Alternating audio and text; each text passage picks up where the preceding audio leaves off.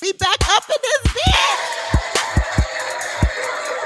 You know, if they wanted to take it outside in the parking lot, the ex-wife and her homegirl would have been well within her right to put a little beat down on the mistress. Oh my God, I just want to get on this mic and talk to my girls. And we still got some fucking ninjas out here that don't know no better. How dare you? You think that it's appropriate to take a woman, a young woman who is still a minor, and put her in front of the congregation to apologize? Him, he's just a ninja. I mean, he was cheating from the door. She said it. He didn't give a shit about nobody but himself. We might find out some shit tomorrow that we had no idea. So I'm just gonna sit and wait. Listen, something don't smell right to me, but I'm a mind my business. But I'm not, because I want to know what y'all think. So stop acting like, oh, we're not taking handouts. Bitch, you are a handout. You taking our money.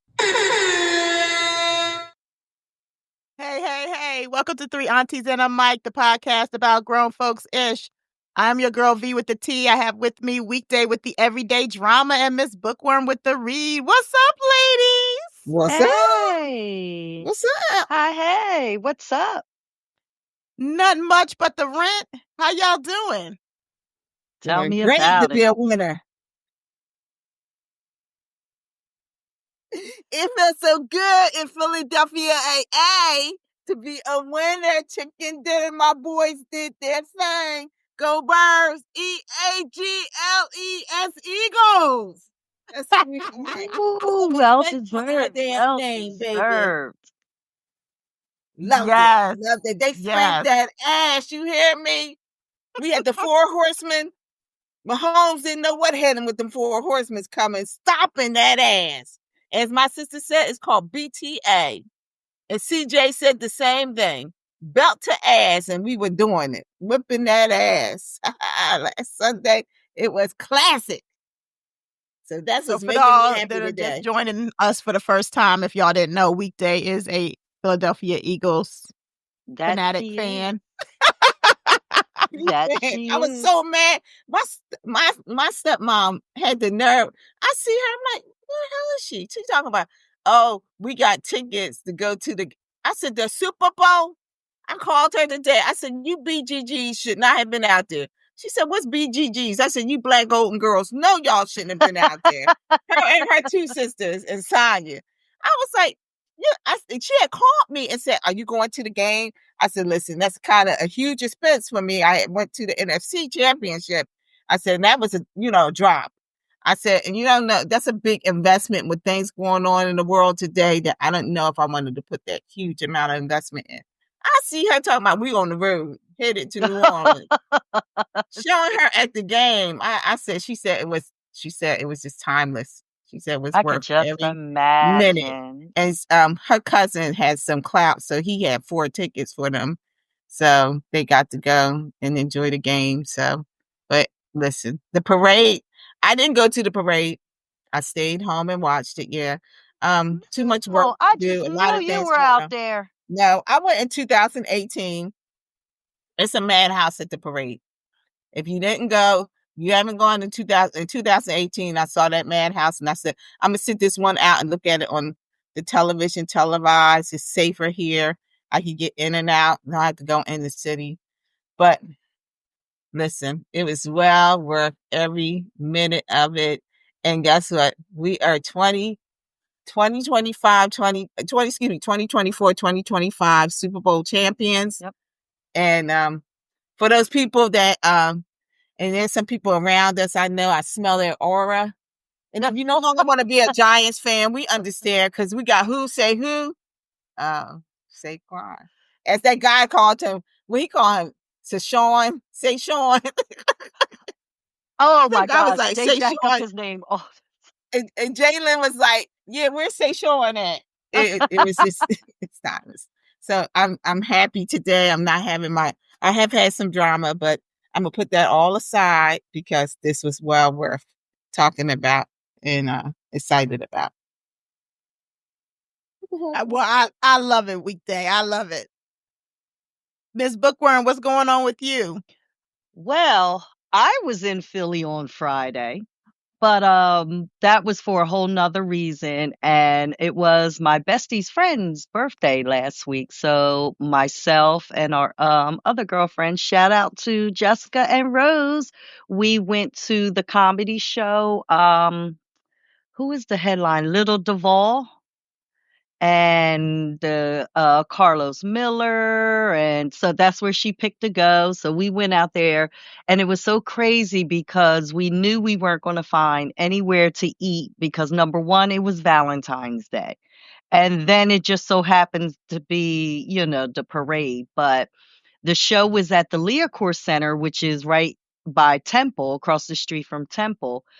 So I knew that the parade was in South Philly and where we were going was North Philly. So I knew that we had a good enough chance to, get into the city, but trying to find something to eat. So we wound up eating seafood closer to where they live, out by Parks Casino. And then we drove in. Trying to find parking was a little hard, was a little, they were out there. Everyone was out, but getting out was very easy. We got home in no time. Like I said, the majority of the people were up, well, down in South Philly and we were in North Philly, but we had a good time and you could just feel the electricity and the energy in the air from that day. Everybody who was at the show was still, you could tell who went to the parade early and they were just on a high, as well they should, even standing outside because nothing opens on time. We were still outside at 8:30 and the show started at 8 o'clock. They didn't even let us in yet. It was so crazy, but nobody was upset. Nobody was complaining. It was just a nice time. Even though I went into the city at the tail end, but you could just feel the energy. You can really feel it. So congratulations to the Eagles. My husband is a diehard Philadelphia sports fan. So he rides with them all across. So that was a huge win for him. And, it was all exciting. We sat here. I was like, hey, you want to have a Super Bowl party, since it's your Eagles or whatever. He was like, no one could come here. Only the people that live here. He wanted to watch it, peace and quiet. He has to focus. He stands during the entire game. And this is throughout the season. He never sits during an Eagles game. He stands right in front of the TV and during commercial, he'll run and get water, run and get something or sit down, whatever. But soon as that game comes back on, and the Super Bowl is no different. So shout out to the Eagles for a well-deserved win. Yes.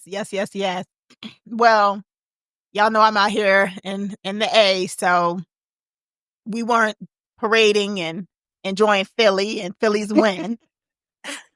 No. But I did go see, I don't know if y'all have ever heard of Damola. He's a violinist. He was phenomenal. You got to check him out. Go on TikTok, YouTube, Instagram. It's Is he an DEM. electric violinist? Electric or no? With the No? what's that thing called? Yeah, but they had something where it would be like an electric one. I think I saw somebody with the show one time, but this was not it. Oh my gosh. No, That his was name is spelled DEMOLA. He does R&B and Afro beats. So I thought of you. Oh, I was gonna be. I'm gonna send you a couple of recordings that I did when he was doing the Afro beats. But Please. he's just phenomenal, young guy, African guy.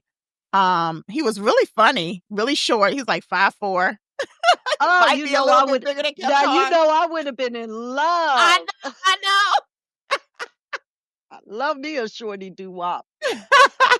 But I dragged my husband, who anybody that knows my husband knows that is not his thing. Goodness. But he loved it. I was like, just open your mind, expand your mind. This is all I want for Valentine's Day. You ain't got to buy me no gift.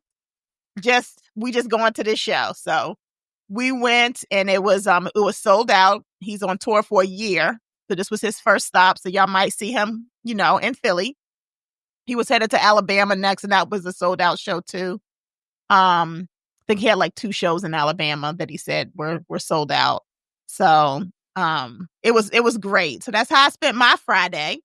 Oh, cool.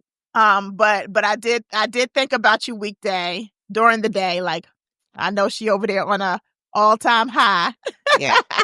I could Couldn't have take me sworn she down. was going to be at that parade. I You know started to text you too and was like, I hope you safe out there and all that madness. These people got me on the plantation and they just would not let me get finished picking that damn cotton. So I had I to worked a be. full day too. So I had, the stress, it's been a little stressful. So I just said, you know what? But I had already decided I wasn't going to, like I said, I went the last time. I'm going to tell you the truth. I think this time was better because they had some experience. The last Yeah. time, oh my God, It was a free for all. It was a free for all. The porta potties were all the way on the other side of the street. So okay, the question is, could you get to the other side of the street? And that was never going to happen. And you were packed in like sardines. So people said it was cold that day, but I never felt it because people were surrounding me. And that was body heat. Yeah, that was body heat. So I never got to move. Now, this time, from what I heard, my sister went and she said it was much, like it was a little bit more control, but you couldn't get to one side because I got down to the parkway. So some people could start all the way at the link at the stadium and it came all the way down. So I know some people that stopped and said they stayed in South Philly, saw them come back on their floats, and then they went on about their business.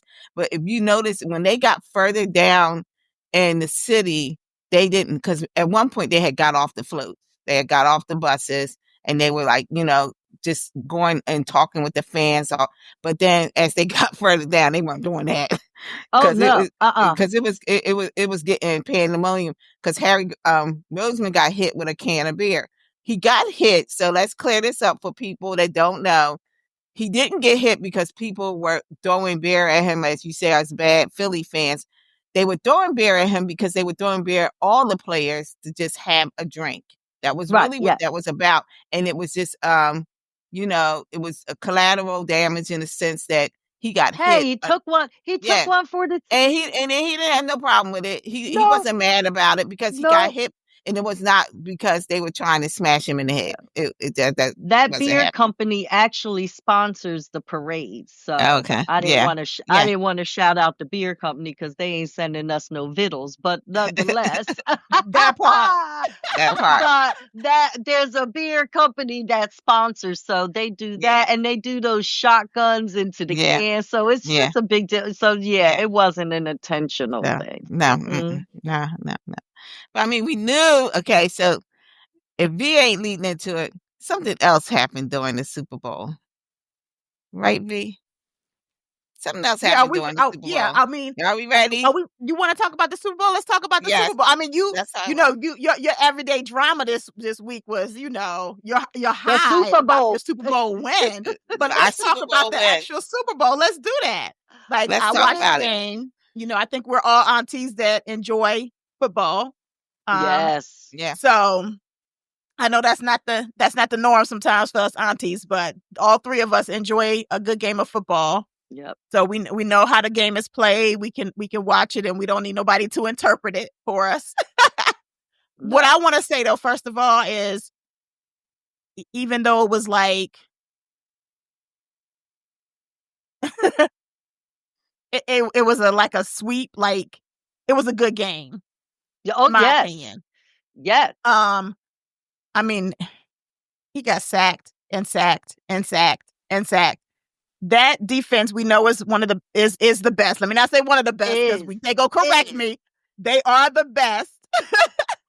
And they showed exactly why they are the best. They came to play ball. They came to earn their paycheck, and I got to give them their props.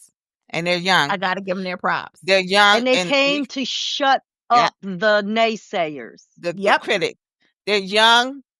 I mean, we're talking about 4 line.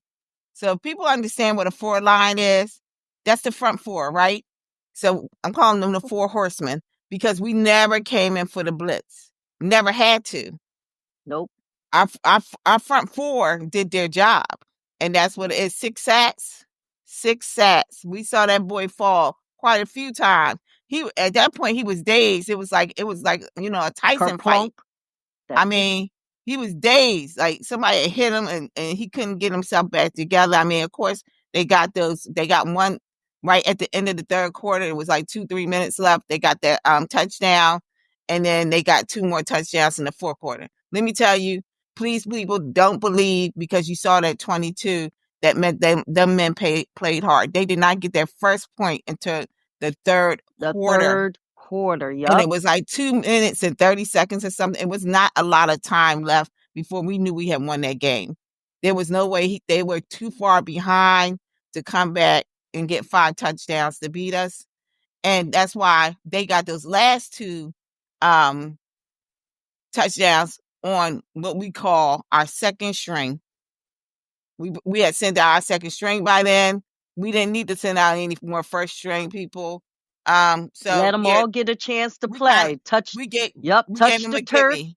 That's right. Yep. We let them have a gimme, but at that point we had spanked that ass to the point where, listen, there was no coming back. We knew. I mean, you got to think, once Devontae picked up, I mean, when the ball hit his hands and we got that touchdown, we knew it was over. I mean, when Devontae Smith got it, baby, it was done. There was no going back. I mean, I have to tell you, the only person I was scared of is Jake. God damn it, Jake. Jake scares me. But he got every field goal, every kick he kicked up. I was like, every time they said they had to bring out Jake, I'm telling you, I had to take you and my husband both. You and my husband both. He has let him have it. Yes. and those who know him know he's very calm man. But those missed field goals all throughout this season. The season, though, weekday, not just playoffs. He was doing that mess during the season. Like, man, I mean, Jake, if he would have missed, he would have lost his job. He would not have been an Eagles player after that season. Let me tell you something. There was 2 times that we got penalties and they had to push Jake back 5 more. I say, oh no. Oh my God, don't do this, Jake. It's not Jake. Jake, I said, oh my God, they said Jake is kicking, and they said, oh, a penalty. I'm like, oh shit, they're gonna push back 5 more. Yep. I said, oh no, Jake can't kick. We know you and everybody around here. Woo, but he stepped up. He did his job. All right. When it needed to be done. It's so many things, V, that went through me, and so many plays. And the last thing I want to say is Jalen Hurts, you deserve that MVP. I was sick of people disrespecting Jalen. Jalen deserved every bit, and he is an old soul. So everybody was asking how he felt about Kendrick Lamar. He said, I'm an old soul. I love me some Frankie Beverly. So when you saw him sitting there smoking that cigar, and you hear in the background, happy feelings, I understand where you were at, my brother. Happy feelings is what it was being played by Frankie Beverly in the background as he sat and relished on the fact that he just won the bowl. Yep. So yeah. Still hyped about it. I think I'll be hyped for another month or so. You should be. I'm a big fan, so There's one thing I always say about Philly fans. Y'all are crazy as hell, number one. Yeah. Well, yeah. Number one. They are. They are. And for y'all, and this is no shade intended when I say this. But for y'all to have won, this is your second Super Bowl win of all time. Yeah. You wouldn't know it by the way y'all act. Y'all are die-hard fans. You hear me? No, they are. We are. So hard all the time. Win or lose. That's right. I got to give it to you because there's so many people that do jump ship when they have, they're not winning Super Bowls they not. They just y'all don't y'all have green. Y'all have earned 2018. Y'all have earned this one because y'all are true blue fans and it's well deserved. Yeah, we bleed green. For sure, We bleed for sure. green. So let's get into this halftime show, y'all, Okay. because y'all know that's my love right there. I love music. You already know. I love me some Kendrick Lamar. Listen, I am one of those people. A lot of people that don't really know me probably would assume that R&B is my favorite genre because I'm a girly girl, but hip hop is my favorite genre. Miss Bookworm knows she's with me on this hip hop cruise every year. It is my favorite genre. And the hip hop artists that I love the most are those that are intentional with their words and their lyrics. And Kendrick Lamar is just one of the greats. I was so excited when I heard he was going to be on performing at the halftime show. There's always some controversy, right? The whole Lil Wayne thing. And I got to go check him out on SNL because I didn't see it, but I heard it was good with the roots in him. So I'm going to go check that out. It was. But let's get into this. So I want to read something that's a little lengthy, but it describes his performance to a T. I am not sure where I got this from, y'all. I screenshotted it. So shout out to whoever the author is. Don't hold it against me. Don't flag my podcast. All right. All right. So Kendrick Lamar's Super Bowl 59 halftime performance wasn't just a show. It was a declaration, a lesson, and a mirror held up to America. It was unapologetically Black, powerful, and layered with meanings. Kendrick ain't come to entertain. He came to highlight. From the moment Samuel L. Jackson playing an Uncle Sam figure welcomed Kendrick with the sharp salutations, it was clear this performance would be unlike any other. Kendrick used his platform to challenge, reclaim, and remind America exactly who he is and what he stands for. The street as a symbol of the fight. Kendrick took it to the streets, literally. Instead of a typical flashy set, his performance was staged on what looked like a concrete block, a visual metaphor for the real battlegrounds Black people navigate daily. It wasn't just a stage. It was a street fight, a fight for respect, authentically and survival. Authenticity and survival. Listen, y'all done messed up. I just screwed that word up, but y'all know what I meant. Yeah. Authenticity. His dancers in red, white, and blue tracksuits weren't just performing. They represented Black bodies moving through America under scrutiny, constantly labeled as too loud, too reckless, too ghetto. This was Kendrick's way of reclaiming power, flipping that narrative, and showing that these same bodies define culture, shape history, and carry resilience. Squid Game references, the reality of survival. Kendrick also incorporated Squid Game-inspired visuals, a nod to the brutal, high-stakes nature of survival, especially in Black America.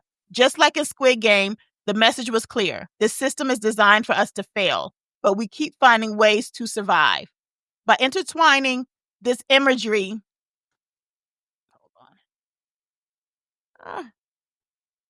By intertwining this imagery with his lyrics, Kendrick pointed out that for Black people, success isn't just about winning. It's about making it out alive. It's about knowing the game is rigged, but playing it anyway because there is no other option. Not Like Us, a victory lap for the culture. The moment Kendrick performed Not Like Us, he turned the Super Bowl stage into a celebration of Black unity and triumph. This track, originally a diss, transformed into a full-blown anthem of resistance and cultural ownership. Having Serena Williams on stage dancing with him, that was an exclamation point, a declaration that Black excellence isn't just in sports or music, but in every arena. His final moment, standing tall, wasn't just about finishing the performance. It was about owning the moment, planting a flag, and saying, "This is ours." Kendrick didn't just perform, he made history. This was more than a halftime show. This was a statement. Kendrick Lamar used the biggest stage in America to deliver a message America couldn't ignore. He showcased Black struggle, Black joy, Black resilience, and Black power, all in 13 minutes. This wasn't entertainment. This was education. Kendrick made it clear. Black culture isn't just a trend. Black pain isn't for consumption. Black excellence isn't up for debate. And most importantly, Black people are not to be played with. Y'all said it's Black History Month and y'all ain't seen nobody pay homage? Well, thank K. Dot. Oh, there you go. There you go. There you go. Yeah. 133.5 million watched. He was just 100,000 more than Michael Jackson's performance Mhm. at the Super Bowl. It was Right. 133.5 million. Yeah, I did get the statistics, V, because I know how you do. Was it Blackity Black? Go ahead. 1 second. I want to talk about SZA's performance real quick, Okay. too. When Kendrick brought SZA onto the stage, it wasn't just a musical collaboration. It was a moment that embodied Black artistry, Black excellence, and the undeniable power of Black women.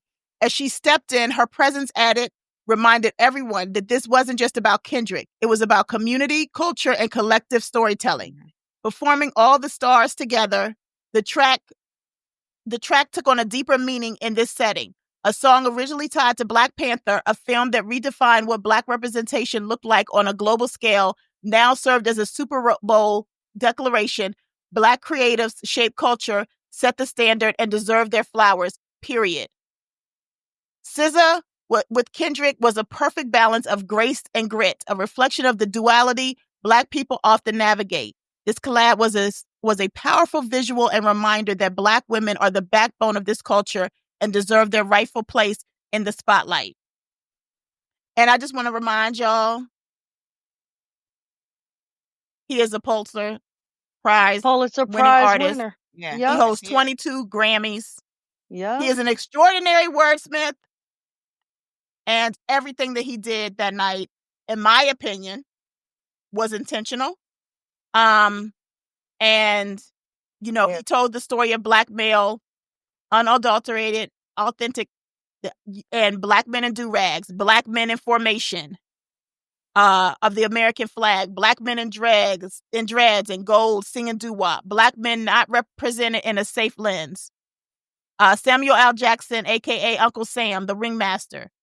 It was at that moment the characters were set. Samuel represents the safe, docile Negro. He's pleading with them to make white America comfortable. Kendrick is clearly like, nah.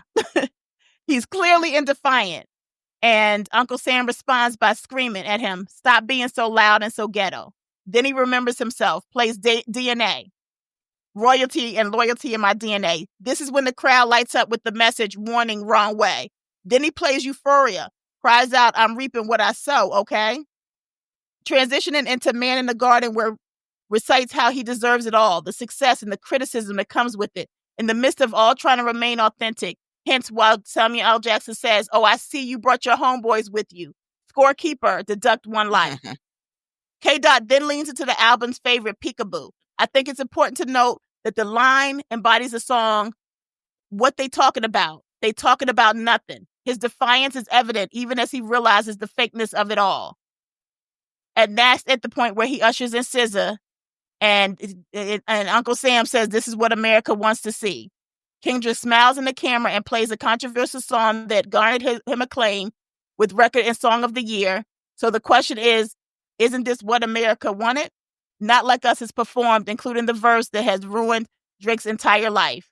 He then ends with TV off, with the message being game over, essentially telling us the game that he was expected to play is over. He didn't do what was expected, and yet he sort of did. This, I could go on and on and on, but we're going to stop there. Listen, there's a lot of people that go back and forth. I want to know what y'all think about his performance. Some people are like, it was boring. Some people are like, it was bigger than the music. I get what he was trying to say. Y'all clearly know what I think. So go ahead, Weekday. I'm going to let you go ahead with your statistics and go ahead. Well, like I said, 133.5 million. Okay, says it all. He's an orator. People don't understand that. You guys are thinking, I had to explain this to a friend of mine. She was like, "I don't like rap. You like rap?" No, this is not about liking rap. This is about listening, people. Listen. Because you missed it. If you didn't listen, so you might not have understood what he said. Okay, so let's go and take a step back. If you didn't understand what he said, what did you see? Did you understand what you saw? Because that was the biggest picture. He showed us carrying people on our backs, carried this country on our back. You didn't know the representation of red, white, and blue. You didn't see the formation when they form into the flag. You didn't see all those little pieces. And when he started out, before he said, they're not like us, he said, they said we were getting 40 acres and a mule. They promised that. Okay. So did y'all not understand? And when he said television's off, he didn't play the game. He didn't play the game that that he promised, that they promised him that would be the best game. And he's like, listen, I ain't making no promises. Y'all promised me my 40 acres and a mule. We saw what happened there. There's no promises out here. You opened up the stage for me, and I'm going to show my ass. And I'm going to show you who we really are. Now, I did hear people say, well, there was no diversity. The dancers were... Okay, so I'm going to help y'all because somebody said this, and I'm going to say what somebody else said. Didn't they cut out rid of DEI? Didn't they? They get Right, so that's what happened. When they got rid of DEI, they said they weren't the most talented. The people that have the gift. So once we got rid of DEI, we got the gifted around us, right? We got the most talented around us. We no longer had to do the little pickings just to have some kind of coloration around us because we didn't need to pick to do the picks, right? We got what we found is the supreme, the Black excellence. And unfortunately for you DEI folks that don't understand, that y'all keep talking about it like y'all know, they were... Just get a little closer so I can tell y'all what they were. What we found when we went through and got rid of DEI and we had to do the pick. Damn it, weren't they Black? Damn. And let me just point this out. I find it always interesting how a certain race likes to bring up diversity, but when it's reversed, you never hear them talk about diversity. No, you're not going to neither. Let me tell you, if they perform all of those words and everybody on that stage was the same color as them, you would have heard nothing. But because you weren't represented, you hadn't heard nothing. On this you stage. hadn't heard nothing 10 years ago. Right. You didn't hear anything years and years ago when that was all that was performing at the Super Bowl. In all government office, he said, everybody's so woke. We want to get rid of those woke words. Diversity, inclusion, okay, guys, racism, equality. It's a whole list of words that they've decided that no longer belongs on any of those government websites. So we got rid of DEI, okay?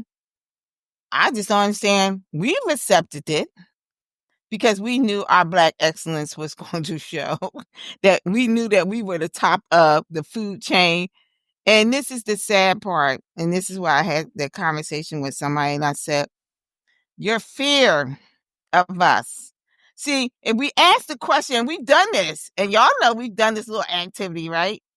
We've asked, y'all like how we dance, don't you? Oh, yeah. Love how y'all dance because y'all teach us. So we do, right? Y'all love how we can go and we can do a read unreal, right? We can make a masterpiece and make a novel of the reads we give. Oh, I want to learn how to do that. I will let y'all in there on that too. We allowed y'all to come and have some ribs with us, right? At the cookout. We allowed you in the cookout. Okay. But the one thing we ask what you want to be, because you want all those things that's about us. Would you want to have this skin color, baby? And everybody stops talking. And everybody says, and you're like, I don't hear you. I thought you wanted to learn how to dance like us. I thought you wanted to learn how to read like a novel like us. I thought you wanted to be at our cookouts. But when I asked you, do you want to have the color of my skin? We get so much of a shutdown. So I'm going to end my comment by saying they fucking ain't like us. And remember that. They want our rhythm, but they don't want our blues. Amen. And if they want to get rid of some words, get rid of the word woke because you were That's been using it in old. the wrong context. Well, Exactly. no, they were using it in the incorrect context anyway. So Right. why don't they get rid of that word? Yeah. Let us reclaim it Mm-hmm. because in the correct context, Yeah. because the way they were using it wasn't the way we were We were using it. using them. So basically, we're still woke and they don't even know what that means. Which leads me to this was the most blackity black Super Bowl That's that right. ever was. And I'm not even talking about the halftime show. It was held in a city that was so rich in culture that I don't even have time to go down that one.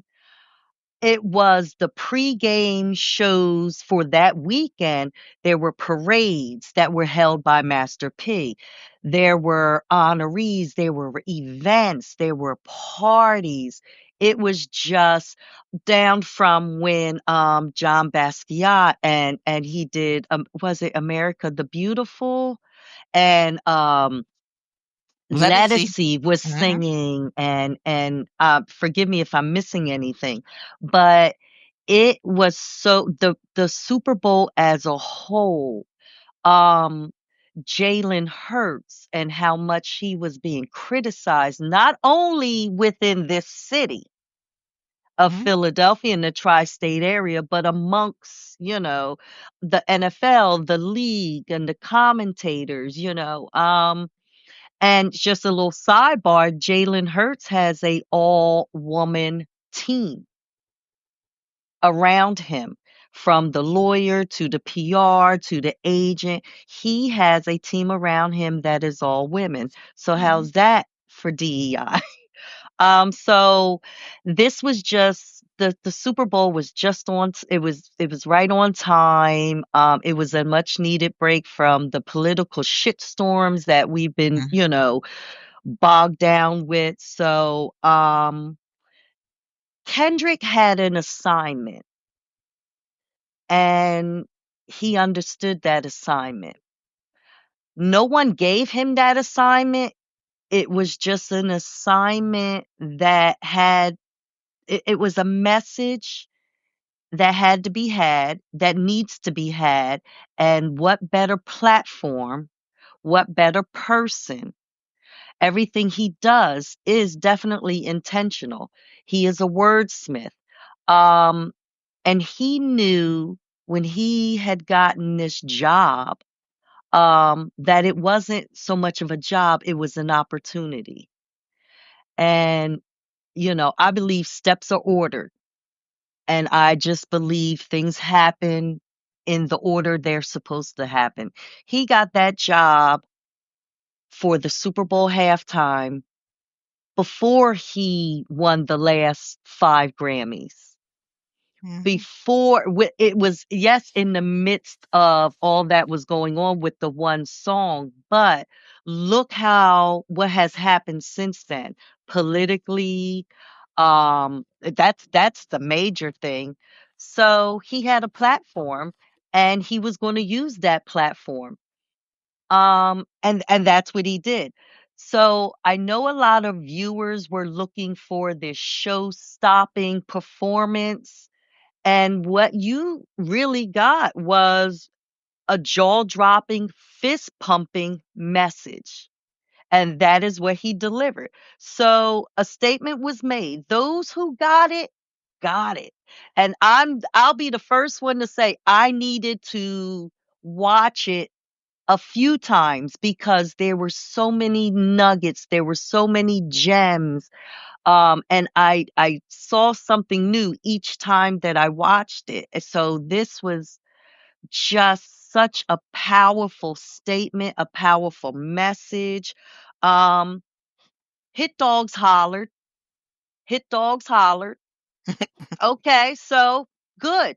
Then you know that the message was both delivered and received by those who got it, by some that didn't. And some people didn't get it until the think pieces came out and it was broken down and things of that nature. But hey, it was what it was. I'm trying not to forget anything. Sam Jackson, the dancers, SZA, Serena, on more levels than one. Serena being there, oh, that was just the chef kiss of it all, Yeah. to be honest. So every move he made, every dancer, just I would encourage people to view it a few more times, just to get the gist of it. And it was the right time, and like he said, the revolution will be televised. You're going to see all that's coming your way, and there's a lot on deck. You There's said a the right time. You lot picked the on right deck, time and the wrong and the guy. wrong guy. Yeah. Yep. Hey, so I mean, it was just perfect. It was just perfect. It was perfect timing. And he did what I'm pretty sure that he set out to do. Yeah, and and I know we're gonna move on, but just to follow up, it's so funny. As Black women, we still take the beat down, right? People beat Serena down. I don't know. They beat her down for her doing the crip walk, and they didn't understand why she did it, and they were so stuck on this Drake thing that they didn't get that she got to do at another stage. Okay, the biggest stage. She got to do something that she was told not to do at another stage when she won. Now she got to do it because she is out of freedom of just doing it. And she got to do it in front of the world. Everything ain't about no dude. No, Let's say that. everything. You know how long her and Drake been over? Yeah, Do you really think that girl been that married like ass 8 years. Drake is on her damn mind? Come on now. On her level? Yeah, He's not even on her level She's any not even longer. thinking about but that. this is the thing I want to say is But that. shout out to her husband, because That's he right. been Yep, he been yielding them haters left and right. He been like knocking them off. Yeah. I will just say this is that, He and let it- unfortunately, there are Black men. Black men, are y'all serious? You know, we keep holding y'all motherfuckers up. Okay, stop kicking us in the leg. We keep trying to help you out, and you're not understanding because you think it's cool to beat us down. We are going to rise. We always do. And guess what? And we're going to dust ourselves off. And you know what's the nice thing about us? We're going to not let you disappoint us. We're going to feel sorry for you and we're going to embrace you again. But stop it. Nobody needs it. You guys weren't dead set on killing Kendrick's performance, saying he did this and I can't believe he talked about that. But you came after Serena and that was unnecessary and unwanted, right? So guess what? Keep your damn comments to yourself if you don't understand the entirety of what this was really about. Because now you're letting us know you're not as smart as you think you are. And my mama always said, if you got something dumb to say, keep your goddamn mouth shut if you don't know any better. And that's what my advice to you are. Keep your mouth shut. They gonna be all right. They're going to be all right. They gonna be all right. They gonna All right, be so let's all move right. on. So I want to get into Miss Bookworm's Black History moment. We are still celebrating Black History Month. I know we celebrate every day of the year, but this month is highlighted about Black history. So we're trying to make sure that we tap into that on our podcast. But before we do that, let's talk about this sold out performance at the Kennedy Center that Issa Rae canceled and why she canceled it. I ain't mad at her. Kudos. Like, and if I had bought tickets and she had canceled, I still wouldn't have been mad at her. Like, if we continue to not stand up for something, we're going to continue to get, what do they say? Insanity is the same behavior over and over and over again. At some point, if you want some change to happen, you have to change. And I am, excited to see so many of us standing up, saying no, realizing the power that we have. It's empowering, and I hope that we continue to do that.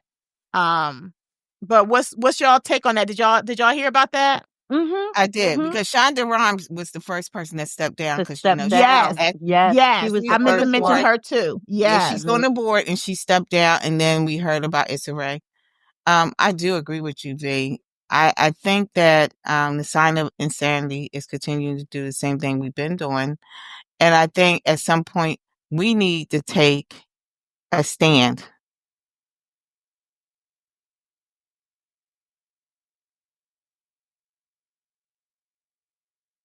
Did we lose her?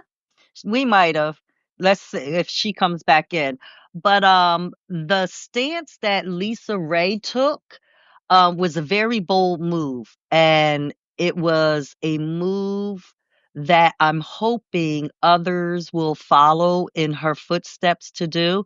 I did see that there is a church that usually holds an event there, and they have it's all black church, and I should have had that information, but they have canceled their yearly what they used to have, and they are actually looking for another venue to hold their. I guess it was like a Christmas party or something like that. So other people are following suit with that. So good.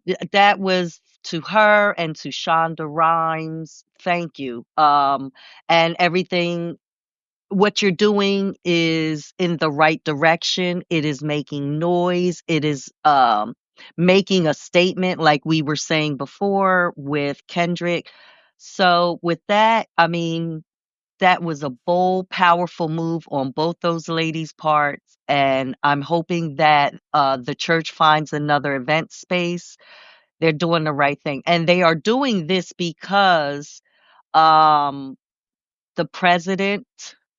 What number is he? 47. It 47. doesn't even matter. So the president of the United States of his America had self appointed himself the chair of the Kennedy Centers and all of that. So these are the statements that these two women are making in response to that. And I'm loving every minute of it. And I hope more celebrities are vocal and making moves in those in the same directions that they can. Wherever he is putting his hands on, remove yourself from it.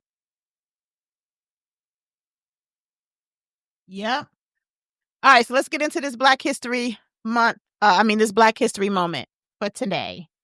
What you got, Well, Bookworm? Since we were so enthralled and hyped about Serena's performance, I thought that we would keep the momentum going and I would do Althea Gibson. So, Althea Gibson is the first Black woman to win a Grand Slam. She grew up in New York City, where she began playing tennis at an early age with the New York Police Athletic League, otherwise known as PAL. In 1942, she won her first tournament, which was sponsored by the American Tennis Association, which is an organization founded by African American players. In 1947, she captured the ATA's Women's Single Championship, which she would hold for 10 consecutive years. While attending FAMU in Tallahassee, she continued to play in tournaments around the country, and in 1950 became the first Black tennis player to enter the National Grass Court Championship Tournament at Forest Hills in Queens, New York. The next year, she entered the Wimbledon tournament, again as the first Black player ever invited. The tall and lean Gibson soon became noted for her dominating serves and powerful play. Until 1956, Gibson had only fair success in match tennis play, but that year she won a number of tournaments in Asia and Europe, including the French and Italian singles titles and the women's double titles at Wilmington. In 1957 and 58, she won the Wilmington's women's singles and doubles titles and took the U.S. Women's Singles Championship at Forest Hills.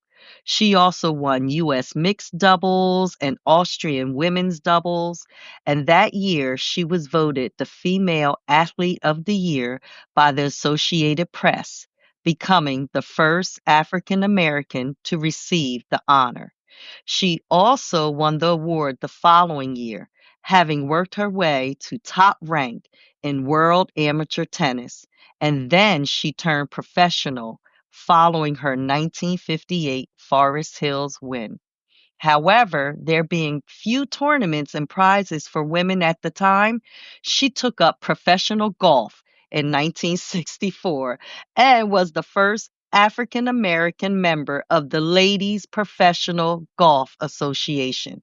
And from 1973 to 1992, Gibson was active in sports administration, mainly for the state of New Jersey. Her autobiography, I Always Wanted to Be Somebody, appeared in 1958. And in 1971, she was elected to the International Tennis Hall of Fame. And that is Althea Gibson. Awesome. Thank you, thank you, thank you. You're welcome. Yes. Yeah. And we need to stop calling this President's Day. This is the one day we get off for our Black History Month. So I'm calling it Black History Day. Because one day off. Well, Oh, yeah. I don't get President's Day, so I Listen, work. yeah, You you work gotta- today. I call it Black Woman Work Day. It's anybody that got off today is Black History Day. And y'all never I like forget it. that. I like that. And the only president I'm acknowledging is President Obama. Barack Obama. Yeah, did y'all hear about this fool? I don't remember which fool it was. One of them fools that is trying to pass a bill to get a Trump Day. They want it to be the same day as Flag Day. In June? I can't make this shit up. I'm like, are you serious?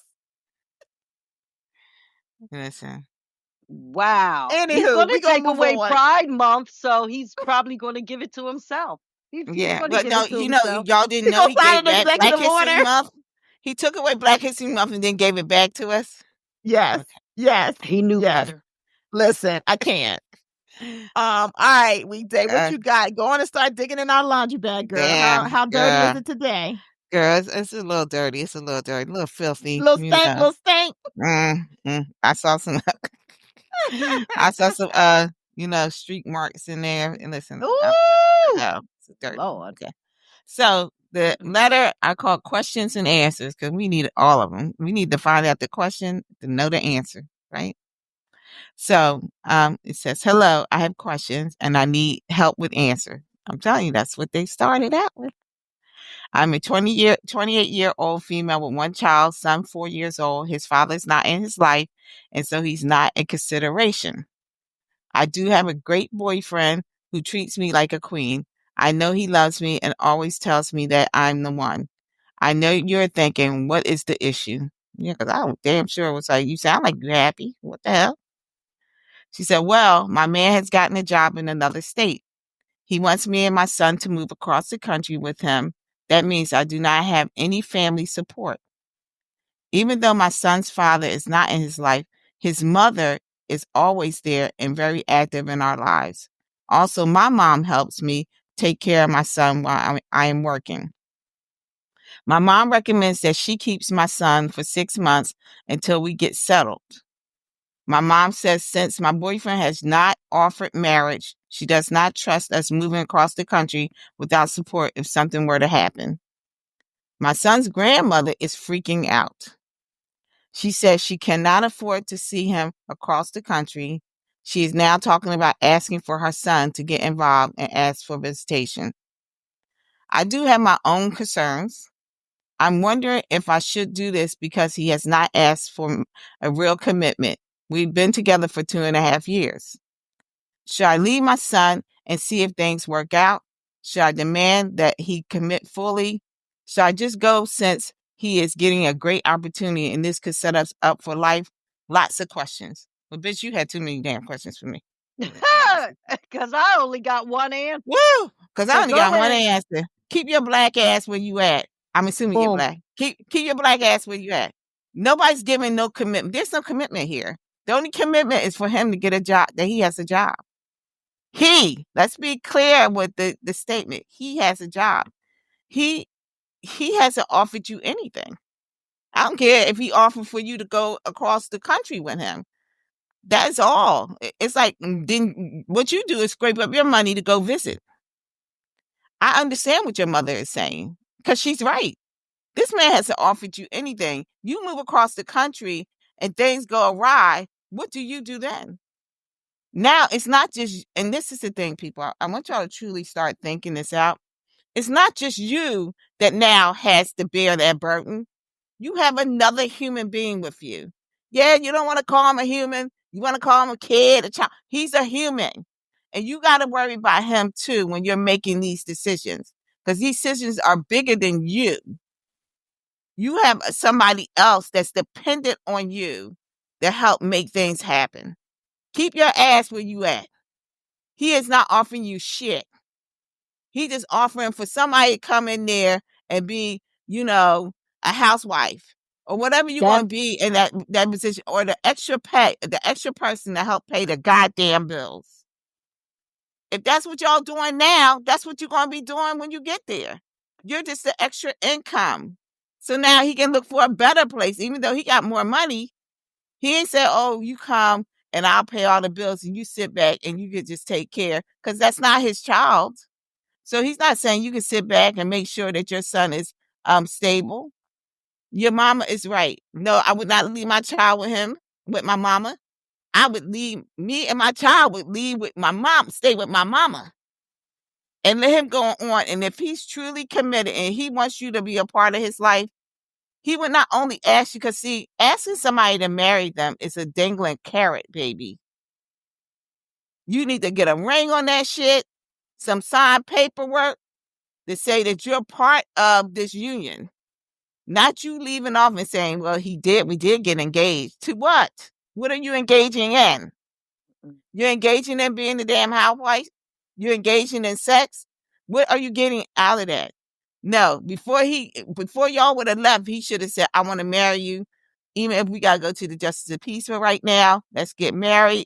Let's make us truly a family before we go and take on this is a big deal, moving across the country away from your family and your support system. Are you crazy? So no, I'm answering your question for you. You can have all them other damn stupid ass questions you want. I don't care nothing about them. Because the real answer is, the first question is, should I go? No. That's a no. Emphatically no. Keep your ass where you're at. No. Okay? That's my answer, Miss Bookworm. You'll give your feedback. Nothing else matters except no. That's it. No. Now, if you want to know why, okay, I'll entertain that. Your mother is right. Your mother is 100% correct. That's number one. You have been in this relationship for 2.5 years. So once this opportunity came up, he should have been thinking about, all right, let's get married and let us go and make this move together and do all of this. No, he didn't say that. Marriage wasn't the first thing on his mind after this big opportunity came. So that's your first red flag, because you have been together long enough. 2.5 years is long enough to deal with the good, the bad, the ugly, and still decide if you want to continue to move forward and build a life together. So since he did not put that part in, that's a no. Now, if he did, I would say, hey, he wants to build, he wants to do this family, he wants you and the child, and if that were the case, he would marry you and look about getting legally adopting, especially since the father of the baby is not a consideration, then why wouldn't he marry you and legally adopt your son? Why aren't all of these things being put into place before asking you to drop everything, move away, and be his company?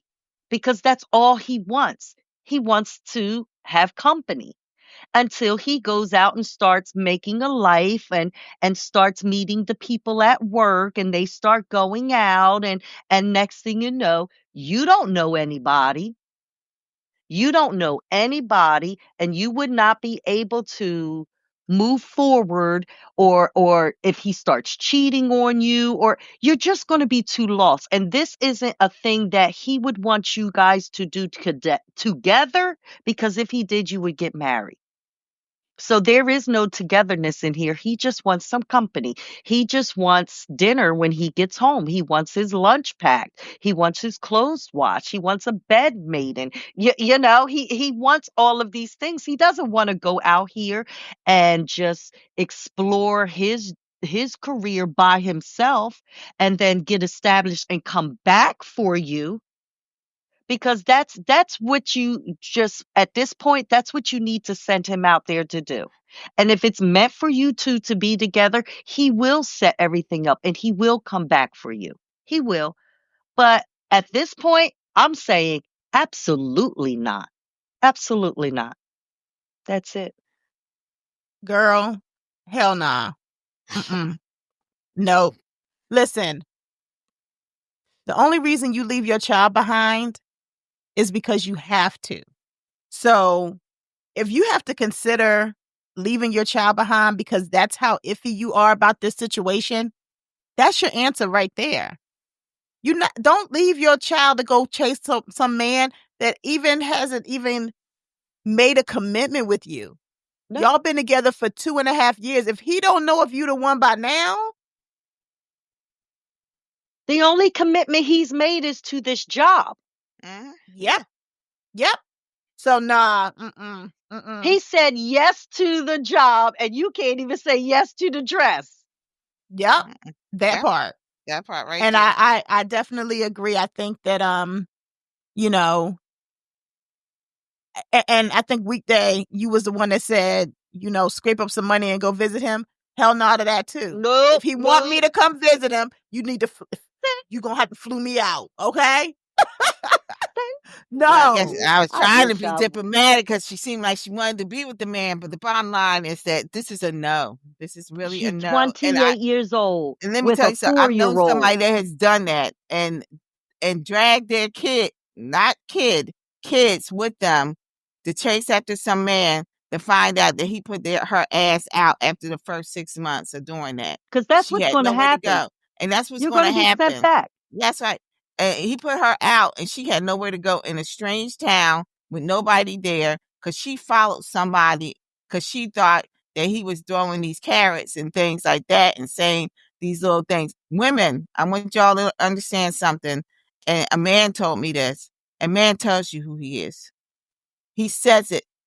You don't have to go and read through. There's no analysis here. You ain't got to go and get and say, oh, well, what does, you don't have to decipher and shit. Dionne Warwick psychic hotline, you don't have to call for. Okay. When a man says what he said it. Yep. Okay. And that's how this works. You showing your age, Auntie, talking about some Dionne Warwick hotline. They have no clue. They have no clue. But anyway, nope. That's okay. But I'm just saying. They don't even know the telephone. No, they don't know the number. They don't know nothing about a telephone bill like that. I thought she was a singer. She had a hotline. Miss Cleo did too. Miss Cleo, that's her. You don't know about Miss Cleo. But there's no psychic here. There's no psychic, right? No. You don't have to do no deciphering. You don't have to buy no books. You don't have to go and sit with your girlfriend and say, let's do code. There's no code here. The code is the man is not committing to you. As Miss Bookworm said, he's committing to the job. He's committed to his job. That's the only commitment he has made. That's it. That's it. So there's that. Yeah.